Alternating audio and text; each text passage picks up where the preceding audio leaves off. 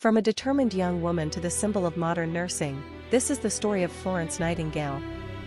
Born in 1820 in Florence, Italy, felt a calling to serve and care for others. Chose nursing despite her wealthy family's objections. Trained in nursing in Germany. In 1854, went to the Crimean War with 38 nurses. Transformed filthy hospitals into clean, efficient wards. Visited wounded soldiers at night, the lady with the lamp. Pushed for public health reform in Britain. Published notes on nursing in 1859. Founded the Nightingale Training School for Nurses.